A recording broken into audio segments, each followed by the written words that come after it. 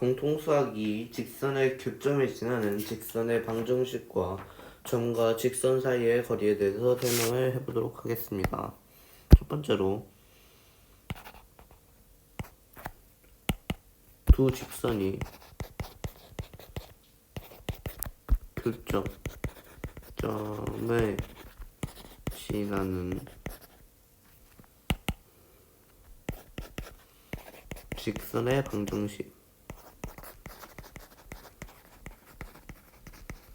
대해서 알아보도록 하겠습니다. 이게 무슨 뜻이냐?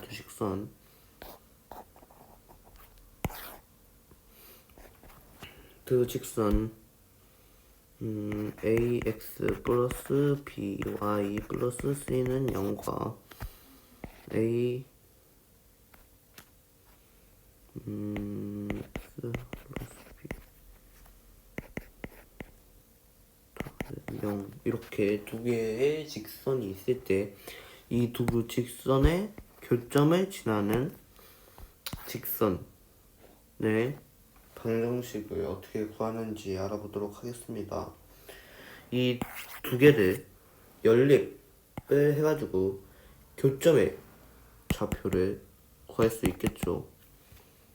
교점의 좌표를 구하고 그 다음에 이제 그 교점을 지나는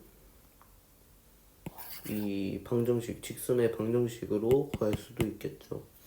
근데 그렇게 하는 게 틀린 건 아닌데 나중에 원이나 뭐 그런데 뒤로 가면 그거보다 더 편한 방법이 있기 때문에 그거를 지금 알아보도록 합시다. 그걸 알아보면 이 식이 0이죠. 이 식도 0이고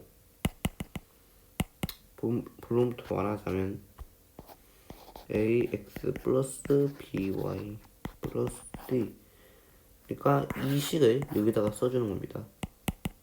이 식을 여기다 써주고 앞에다가 의미에서 k라고 할게요. k를 쓰고 이번엔 뒤에는 이 두 번째 식을 써주는 겁니다. 을 써서 이제 이 식으로 구할 수가 있는데 그 이유는 k의 값에 관계없이 항상 성립을 하려면 이 식이 얘는 0이겠죠. 얘는 0이 돼야 되고 얘도 0이 돼야 되겠죠. 근데 이 식 두 개에서 직선의 방정식으로 그거를 지금 설명을 해주고 있기 때문에 이렇게 식으로 써줄 수도 있고 그러니까 k가 여기에 들어갈 수도 있어요. k가 여기 들어가고 이거는 뭐 m이 될 수도 있고 상관없는데 뭐 이렇게 될 수도 있습니다.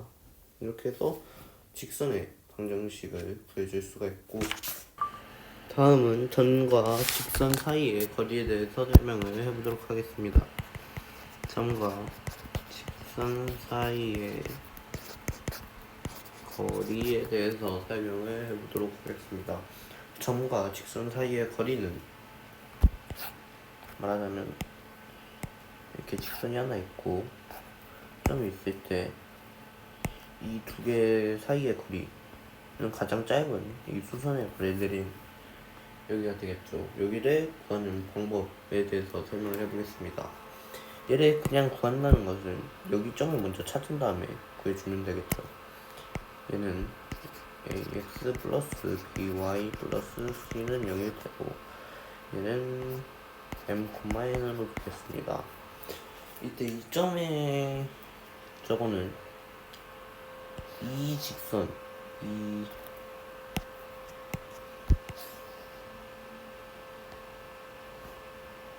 이 직선에서 이렇게 있는 직선이 있다고 칠 때 이 직선에서 얘와 이 직선이 이제 만나는 곳을 찾으면 되겠죠. 근데 이제 거기를 어떻게 찾냐? 바로 수직이죠. 이 직선과 이 직선이 수직이니까 기울기를 두 개를 곱했을 때 마이너스 1이 나올 겁니다.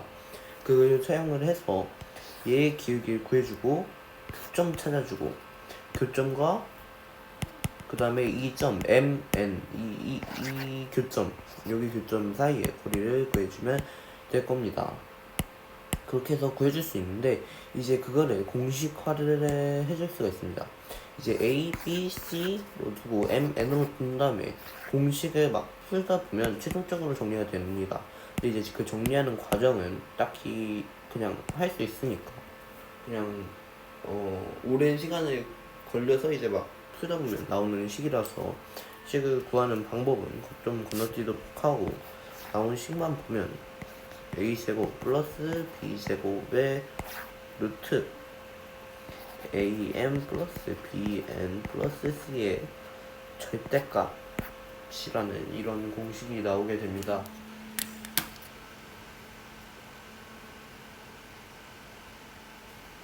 이렇게 해서 이 점과 이 직선 사이의 거리를 구해줄 수가 있을 겁니다.